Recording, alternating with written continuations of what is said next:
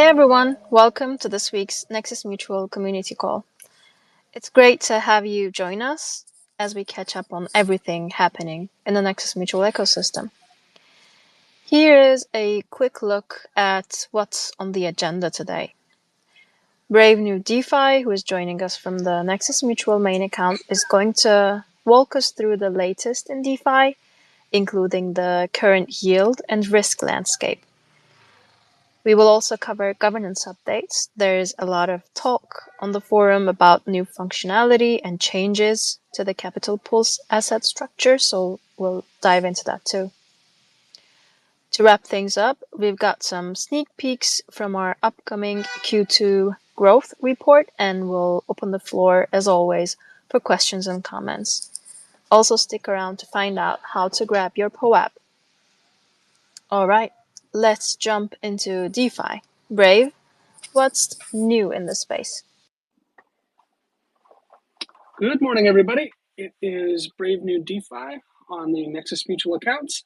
I'll go through an overview of the current market and the yield environment in DeFi before we jump into some other updates today. Since our last call, ETH is down about 8%, though ETH has seen an increase of 3.64% in the last week. There's really just one major, there's a couple catalysts for kind of the drop at the end of September. The conflict in the Middle East has kind of led to a scare in the markets that things might ramp up and it might pull in other countries across the world into this larger conflict. It doesn't look like there's any signs of tensions easing, and there's been new waves of conflict in the region since we talked last. So I anticipate that the market is going to correct and kind of react to this as it develops over time. On the other hand, the September jobs report of the United States has helped TradFi markets rebound from that correction, but that market momentum isn't likely to have the same impact on crypto markets. The stellar jobs report means the Fed likely won't be as aggressive with rate cuts in the near term, with many market analysts predicting a 25 basis point rate cut instead of the 50 basis points rate cut that we saw previously. The United States election is also drawing closer, and this too will have an impact on crypto markets. I'm sure if you look on crypto Twitter, there's a lot of people talking about a bullish scenario if Trump is elected in the US. But we'll have to wait and see where the market takes us in the next month. Despite this downturn, though, traders have grown more bullish than last week, with the median ETH funding rate increasing by 81% from 5.03% to 9.10%. The highest funding rate is currently on DYDX, where traders are paying 30.57% to go long on ETH. And on the other end of the spectrum, traders on OKX are being paid 1.76% to go long on ETH. Based on what I've seen, we're still in a holding pattern between that $2,200 and $2,800 range. The market is kind of waiting for a major catalyst to move in another direction. I know I've said that before, but it still holds true. We're kind of in the scrap market going in between those two ranges.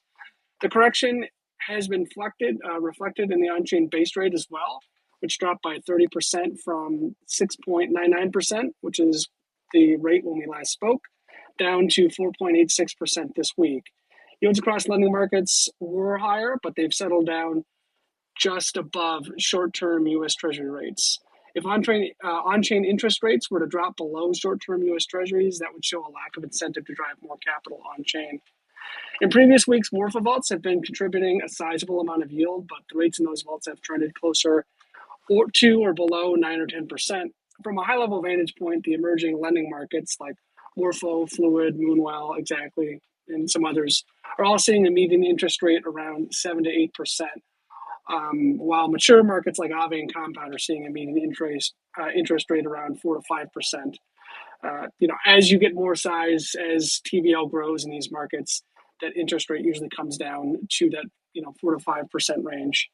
So while lending rates have hovered in this range, Sky, or formerly MakerDAO, since they've done the rebrand, they're now Sky. They've reduced the DAI savings rate to 5.5% and increased the Sky savings rate to 6.5%. So that on-chain benchmark is now close to 2% higher than the on-chain base rate. That should help move the base rate higher in the coming weeks as more users adopt USDS, Sky's new stablecoin, and deposit that into the Sky savings rate module. There's still a lot of great yield opportunities out there in DeFi protocols. I know I say this every week, but there are always high yield opportunities on chain. You just have to kind of know where to look and check the lending markets for that base rate, and then look at some of the yield aggregators out there. I've been keeping an eye on DEX yields for correlated pairs across Uniswap V3, Aerodrome, Velodrome, Camelot, Ramses, GammaSwap, PancakeSwap, and some others. I've also found that the 30-day average yields, which you can find on vaults.fyi or on DeFi Llama, I found that those 30-day average yields are in the 20 to 30% range on both ETH and stablecoin pairs that are on some of these DEXs. So right now, Uniswap, PancakeSwap, and Velodrome have had the best yields over the last week, though I still keep an eye on Aerodrome, Ramses, and Camelot as well. You can look for some of the notable yields that I highlight in my next issue of the State of DeFi Yields newsletter. That's going to come out tomorrow. And again, I always highlight some notable yield opportunities, which usually include some DEX yields. Lending markets still have good yields. I found Contango is a really reliable protocol to look for leveraged yields across lending markets, especially with ETH or LST assets. So Contango allows you to use leverage to farm across lending markets and other protocols. It does use leverage, so we should always exercise caution when taking out leverage and farming yield. But if you want to LP without worrying about harvesting rewards, then you can always use Beefy, which automates and harvests those rewards for you and puts them back into the LP. The 30-day average yields in some of those Beefy vaults are between 15 to 45%. So still very good yields on Beefy. I've also been learning more about Arcadia, which is an on-chain credit market on Base, where you can farm leverage yields, create your own strategies, and you can also lend crypto assets to earn yield. Arcadia's TVL recently rose above 5 million, but Arcadia has been around for more than a year. They provide curated leverage strategies that you can choose from, which use the underlying Aerodrome and Uniswap V3 pools as the yield source. And depending on the amount of leverage that you select, you can earn anywhere between 20% to 300% APY. I do want to note here that you have to pay interest on the assets you're borrowing when you open leverage, and you take on the risk of impermanent loss when you're using a strategy like some of the ones that are provided on Arcadia. So always weigh the risk with reward, and always be sure to look and make sure that it's something that you want to do, and that you don't want to suffer impermanent loss and pay those fees and have the rewards get out of whack over time. But Arcadia is very cool. It lets you design your own custom strategies, so there's a lot of flexibility there, and it's been pretty neat to learn about. But if you don't want to take on leverage, if you don't want to use some of those more advanced strategies, you can always lend your assets and earn yield that way. Very similar to what you can do on XtraFi or Gearbox. Arcadia still has that. Arcadia lenders can earn pretty decent yields. So USD lenders are currently earning 9%, and cbBTC lenders are earning 8% on Arcadia. You also earn Arcadia points. Not really sure what those points translate to, but it's just some extra gravy on top, I guess. I'll have more in this week's issue of the State of DeFi Yields. So if you want to read more about on-chain lending markets, the on-chain base rate, some of these notable yield opportunities, and my latest risk report, you can check out that newsletter on Substack. I'll put out some announcements when I post that this week as well. I wanted to talk a little bit about the State of the Mutual too. So as I've shared in past calls, we're working with OpenCover to launch the DeFi Pass Cover product. OpenCover has been running a beta launch of the first listing, the base DeFi Pass. And since that beta has been live, the mutual has sold 353,000 of base DeFi Pass cover. So in just a short amount of time, with a limited number of users in the beta, we sold a pretty large amount of base DeFi Pass cover for the testing phase. Feedback so far has been overwhelmingly positive. We have received some feedback on some minor things. So we're working with OpenCover to tweak the UI, update some of the information to make things clearer, and get ready for a full public launch of the base DeFi Pass in coming weeks. We're also going to be working to scale some of that capacity for the base DeFi Pass to support that launch. So if you're interested in buying base DeFi Pass cover, you can head over to the OpenCover UI. OpenCover is going to be the sole distributor of the base DeFi Pass, since users are able to buy the pass directly on the base network through OpenCover. And as a reminder, if you haven't heard me talk about the base DeFi Pass before, it provides protection across Aerodrome, BP, Compound V3, XtraFi, Moonwell, Morpho, Overnight, and Uniswap V3 on base, as well as any underlying protocols used by any of these protocols. It's all defined in the annex in the protocols and sub-protocols section. The pass is priced at 3.99%, and you'll be able to move funds between these protocols without losing your coverage. You just have to make sure that the covered amount you keep is higher or equal to the aggregate total that you have deposited across all these protocols. So it's maximum flexibility means comprehensive protection. So you don't have to worry about buying multiple covers to protect your crypto assets deposited in these leading protocols on base. So on a higher level view, outside of the base DeFi Pass, the mutual has been growing cover sales. We've been seeing a lot of interest in the bundled protocol cover products, some of our very popular protocol cover products like Aave V3 protocol cover, and now with some of these newer products that we've been listing, we're seeing a lot more cover being sold. But in the last week, we've hit a really major milestone. We've hit the 5 billion in total cover underwritten since our launch in 2019. So now it's getting to that $10 billion mark, which hopefully comes here in the next few years. But if you want to learn more about the mutual's cover sales, you can check out the Covers Dune dashboard. We're also close to finalizing a couple new staking Dune dashboards. You can find those on the Nexus Mutual Dune Analytics page as well. But you can learn more about the staking pool, individual staking pool performance, and aggregate across all the staking pools. You can look at NXM rewards that are being earned, current exposure for each individual pool, and more. I've already used some of the new Dune dashboards to put together this week's community staking pool update, which I'll go over now. So you can find these bi-weekly updates about the community staking pool on the Nexus Mutual Governance Forum. I covered the pool's current exposure and the rewards it has earned from cover sales. I've been doing this here for the last 3 updates, which has been the last 6 weeks, and I'll continue to post updates in there.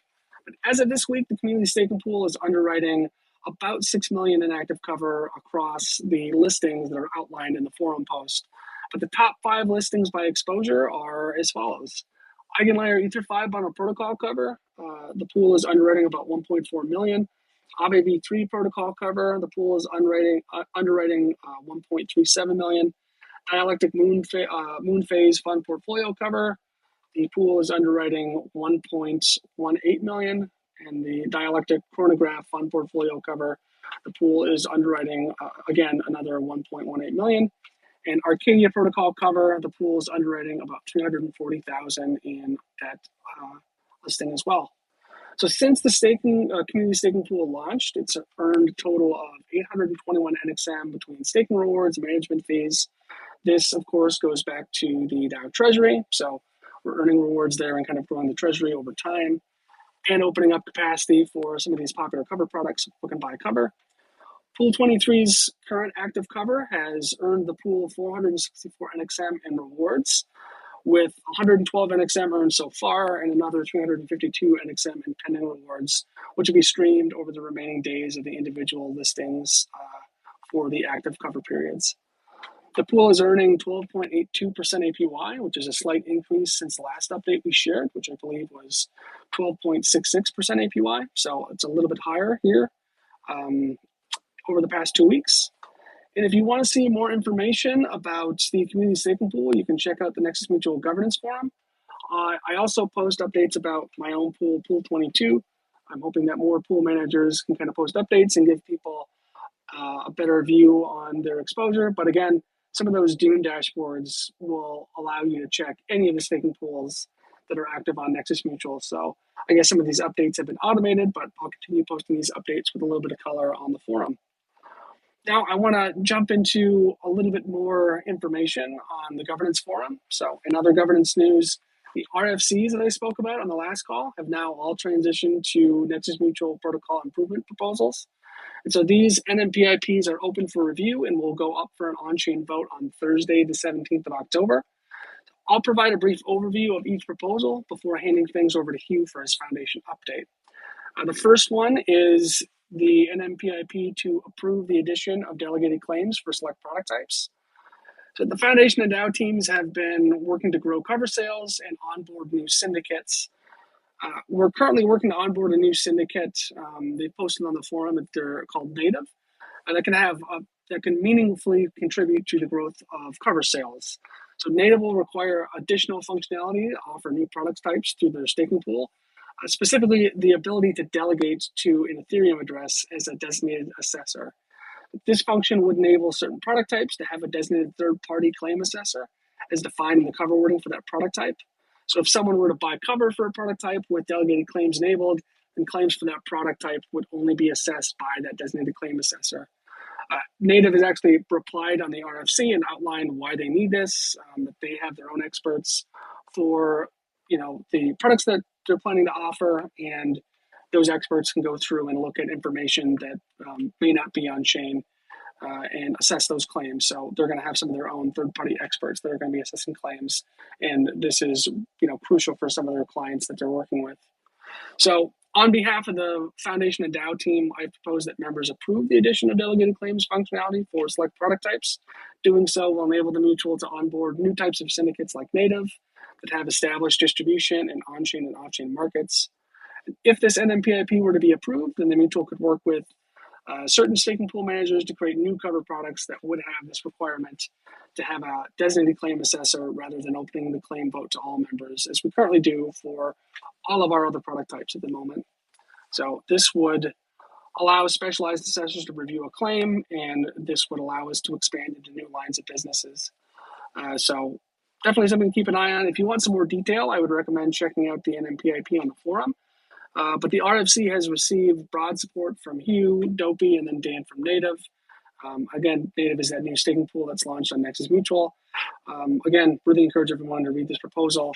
This NMPIP is going to be open for review from the 4th of October until the 16th of October.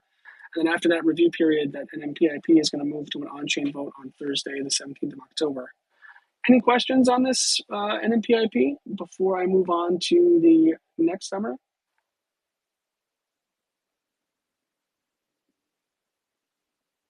Okay.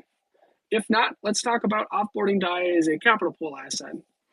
So as I've covered before, MakerDAO is rebranded to Sky, and they've launched their new stablecoin USDS.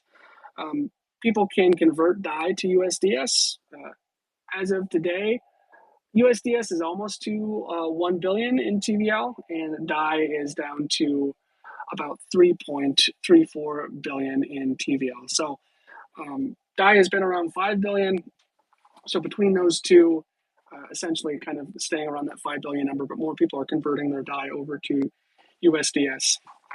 You can still convert USDS back to DAI, but Sky is going to be, essentially prioritizing USDS growth over DAI growth. You can see that from the shift they've made where they've increased Sky savings rate and decreased the DAI savings rate. So USDS is going to be the primary token that's going to receive support and a big growth push from Sky over time. So that given Sky is moving toward more real world asset backing, and USDS has that blacklist function, we on the product and risk team anticipate that DAI denominated cover demand is going to further shrink as DAI kind of fades into obscurity over time. So I'm proposing that Nexus Mutual members vote to offboard DAI as a capital pool asset and grant the advisory board the power to complete the 4 stages of offboarding, which would be, the first one would be disabling DAI denominated cover buys at the user interface level, and waiting until the last DAI cover expires and the grace period for that cover to end. And then all of the DAI in the capital pool would be swapped for USDC. And then the last one would be offboarding DAI as an asset in the capital pool. So since USDC was onboarded in the capital pool, we've seen a lot more growth in USDC denominated covers. DAI cover has dropped. In relative terms, you can see on the covers dashboard where it is. There's only really been one large cover buyer that's been denominating a DAI. Some of their covers have expired and everything, so I think that we'll see that DAI exposure die down over time. And of course, the core reason that we had DAI in the capital pool was because it was censorship resistant. But as that's kind of trending the other way with USDS having that blacklist function, we don't see a reason to keep it in the capital pool. So in the future, we may look to onboard USDS once it's achieved more growth and if demand for USDS denominated cover is evident. But as of now, we think that USDC is sufficient for a stablecoin asset for covered denominations. So you can check out more on the forum, but this NMPIP is going to be open for review from the 7th of October until the 16th of October. And then, of course, this, like the other two NMPIPs, is going to go for an on-chain vote starting on Thursday, the 17th of October. Any questions on this one before I move on to the next one? Okay. And then the last NMPIP I want to summarize was onboarding cbBTC as a capital pool asset. So Coinbase launched cbBTC on the 12th of September. So it's been live for just about a month now. Onboarding cbBTC as a capital pool asset would present the mutual with a competitive advantage as the foundation and DAO teams look to expand into new lines of business and appeal to a broader audience of crypto-native users. Just in the last month, cbBTC has grown exponentially, and I imagine that's going to be the case over time as well. On behalf of the product and risk team, I'm proposing that Nexus Mutual members vote to onboard cbBTC as a capital pool asset and grant the advisory board the power to complete the 3 stages of onboarding. The first one would be onboarding cbBTC as an asset in the capital pool, and then swapping ETH for $1 million of cbBTC, and then enabling cbBTC denominated cover buys at the user interface level. I talk about why in the forum post, why cbBTC. I've outlined things in pretty great detail on the forum, but the quick summary: since cbBTC launched, it's reached a market cap of 357 million as of this morning, with 5,731 BTC backing cbBTC. So this puts cbBTC in the top 10 of Bridge TVL rankings on DeFi Llama in just 1 month's time. I imagine that they're going to eat more market share, but they currently have, I think it's 6.31% of the BTC derivative market share already. They're poised for growth at the institutional layer and across DeFi. Major lending protocols have already integrated cbBTC into their markets. And given that Coinbase is the primary custodian for both the BTC and ETFs, I think there's a pretty high likelihood that cbBTC's market share will grow substantially by the end of this year. Onboarding cbBTC is going to provide us with a competitive advantage to get into new lines of business, underwriting companies that mine BTC, expanding into things like BTC restaking, and then catering to crypto-native users who have WBTC or other BTC derivatives on chain that are looking to denominate their covers in a BTC asset. So I outline things in a bit more detail on the forum. I recommend you check that out. I go over the business cases and the risks associated with onboarding cbBTC to the capital pool, so you can see the NMPIP on the forum. This proposal is going to be open for review from the 8th of October today until the 16th of October. After this review period, the NMPIP is going to move to an on-chain vote on Thursday, the 17th of October. Any questions on this proposal before I hand things over to you?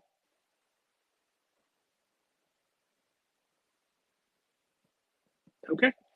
If not, I'm sure everyone is tired of hearing me talk, so I will hand things over to Hugh to provide us with the foundation updates for the week. Hugh? Cool, thanks, Brave. Yeah, a couple of things. Just want to firstly comment on the governance proposals. Really excited with both the cbBTC one and the delegated claims one. On the cbBTC one, I guess from a business perspective, I see kind of 2 main things here. One is the BTC staking, restaking, projects and I guess narrative, and there seems to be a lot of stuff being built up around that. And if there's they'll have slashing and also smart contract risk and script risk on the BTC chain. So I think there's a lot of latent capital in BTC world that's kind of could look for yield if the yields are attractive enough and the risk return profile is right. And so I think being prepared for that potential narrative shift could be quite promising for us. So it's not quite there yet, and projects are only just starting, but being prepared and having the capability to write BTC denominated covers, I think is going to be quite powerful there. I think also worth noting that there are a lot of companies within the crypto space that obviously have a lot of exposure that's very closely linked to BTC. For example, Bitcoin miners, etc., run property risks, like business interruption type risk, etc. They actually want BTC denominated covers for a chunk of that coverage, and they can't really source it from traditional markets because traditional markets have to price in USDT, US dollar terms. So I think that's a potential extra market that we could go after as well. So yeah, pretty excited about that one. The second one being the delegated claims. I encourage you all to read Native's post. That kind of gives you a very good outline of why this is needed. It gives potential cover buyers a lot more confidence that that they can be comfortable that claims will be paid, etc. Rather than this bit strange, weird crypto thing on the side. It's a lot more familiar to them, and so I think that can open up the potential markets for cover buyers a lot. More broadly on Native, that they're going to do a more detailed or more promotion or announcement about our partnership with them over the coming weeks. But I guess just to give you a little bit of a heads up here on this call, they're professional insurance brokers that have been doing crypto asset broking for several years, and they're just kind of forming together under a new banner, and we're partnering with them to kind of expand. And so they're going to be looking to place lots of, I guess, businesses working in the crypto space that have like crypto exposure, and they're looking to replace more traditional type policies with Nexus, but also with traditional insurance companies. But we're looking to kind of partner with insurance companies and Native to kind of say a business wants 10 million of coverage. Maybe they can only source 5 million from traditional markets, and then they can add on an additional 5 million from Nexus, and that type of thing we think there's quite a large market for that. So they're just ramping up at the moment. They've just got their regulatory licenses, and they're all kind of onboarding a new team and stuff. So they're going to be doing some really good things next year in particular, but they're ramping up at the moment, and hopefully they can get their first cover sales coming through soon. So you would have seen you can see on chain that they've started pool 28. I think it's 28 from memory, but I haven't quite started delegating and actually writing the business through there, but that's what Native are. That's what they're about. You should read a bit more on the forums and look out for some further announcements on that, because it's pretty exciting for the mutual, and hopefully they're going to be a really powerful syndicate in the future for us. So I guess more broadly on that, in terms of foundation update, there is a lot of work in general supporting all the bunches of different syndicates out there. So Brave is mentioning Open Cover and the DeFi Pass. We're working heavily with them on the marketing side as well as the kind of product development side, and making sure that the products are working in the right ways and stuff like that.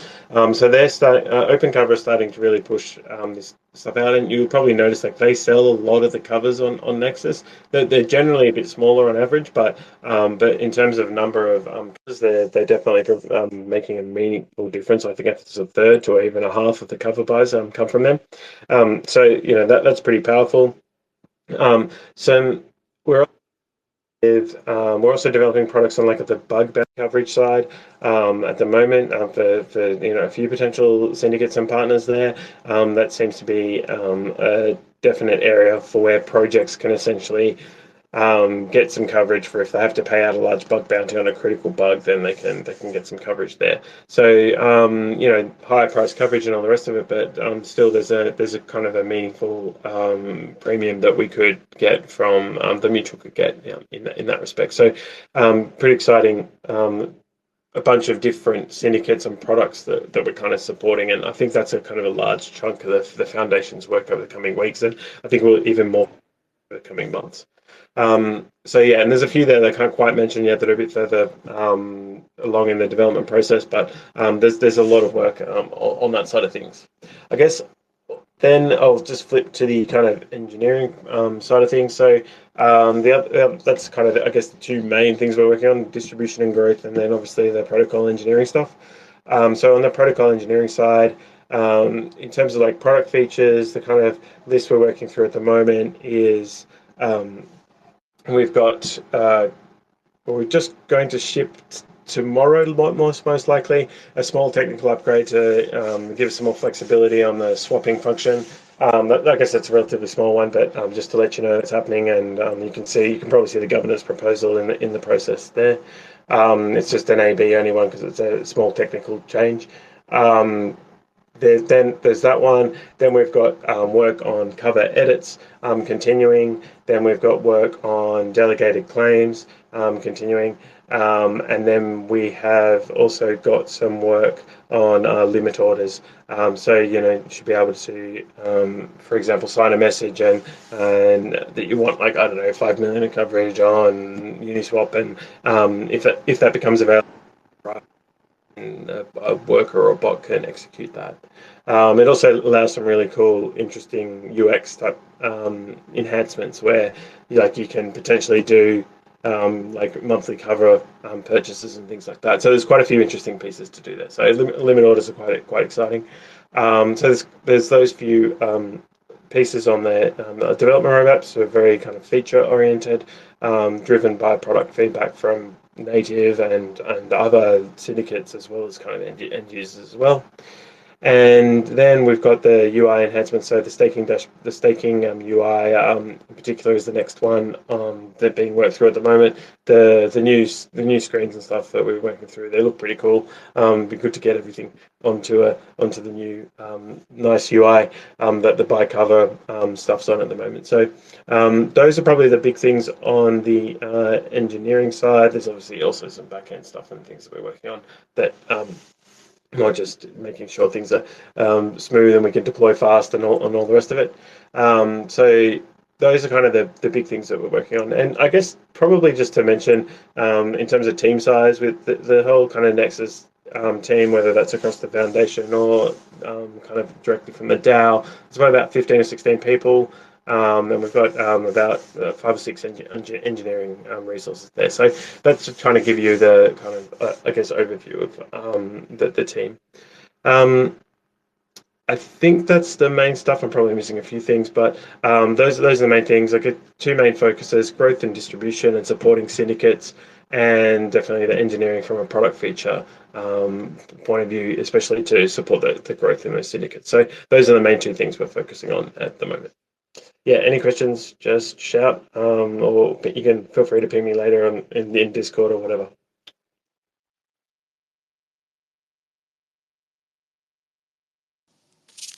Thanks you, and thanks Brave. Let's look at the last week in numbers so that we better understand how things are looking on a weekly basis for the growth end of things. In the past week, Nexus Mutual members sold $37.3 million worth of cover, and members earned $294.1 thousand in fees, with a weighted average expiry of 22 days. Total active cover stood at the beginning of the week at $75.8 million. You can explore all of this data on the DAO-maintained covers data dashboard on Dune at dune.com/nexus_mutual. Moving on to an important highlight from last week in numbers, Dialectic, the leading DeFi fund, renewed their fund portfolio cover with us. They have been one of the first major adapters of this new product, and this product has been designed for serious investors in mind. If you'd like a bit more context about Dialectic, they're a DeFi and infrastructure-focused investment firm founded by crypto veterans. They invest in both startups and established companies, and they also run proprietary yield-generating strategies. By renewing their fund portfolio cover, Dialectic is ensuring protection for their assets against smart contract hacks and exploit, oracle manipulation or failures, major liquidation issues, and governance attacks. To learn more about the last week in numbers and our partnership, you can check out the weekly analysis category on the governance forum to learn more about the partnership with Dialectic, and about the fund portfolio cover. You may find useful resources at nexusmutual.io/blog. Moving on, I'd like to give a little highlights, give some highlights from the Q2 report. Every quarter, we dive into the most important highlights from the past 3 months, and the third quarter of this year has been nothing short of remarkable. We're happy to announce that the Q2 Insights report is coming soon, and we have a few sneak peeks to get you excited. In Q3, Nexus Mutual sold over $198 million in cover. That's 18% increase compared to the previous quarter. But here's the real jaw dropper. It's more than 3.4 times what we sold in Q2 of last year. Talk about momentum, huh? But that's not all. This quarter saw the launch of 3 new cover products: Fund Portfolio Cover, DeFi Pass, and Bug Bounty Cover. You'll find all the details in the report, but here's one standout. Our close partner OpenCover, specializing in Layer 2 distribution, boosted their sales by an impressive 55% in the last 3 months. The team's strong support to syndicates are paying off, and we're not stopping there. Nexus Mutual is all in on growth this quarter and the next, with more ecosystem partners coming on board, and it's a perfect time to explore how you can join this risk-sharing ecosystem. The report will also dive into community opportunities, from the Nexus Mutual Grants and Accelerator program to the governance reading group. So whether you're looking to get involved or just curious about how you can contribute, there's plenty to dig into. Stay tuned, and we will let you know once the report comes out next week. All right, now the floor is yours. If you've got any questions or thoughts, feel free to jump in. You can either raise your hand or drop your questions in the chat.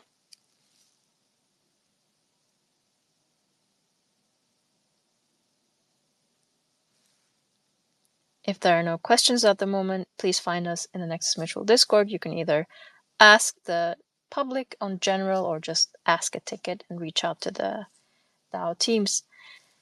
As a little thank you for being here, we've got a POAP for you. Just shoot me a DM. I am Sam from the DAO community team on Discord, or you can just open a ticket and I'll hook you up with a mint link. Thanks so much for being a part of today's call and for continuing to support Nexus Mutual. Take care and stay safe in DeFi, and we'll see you at the next call in 2 weeks. Have an amazing week ahead. Bye. Thanks, everyone. See you later. Bye, everybody. Have a good week.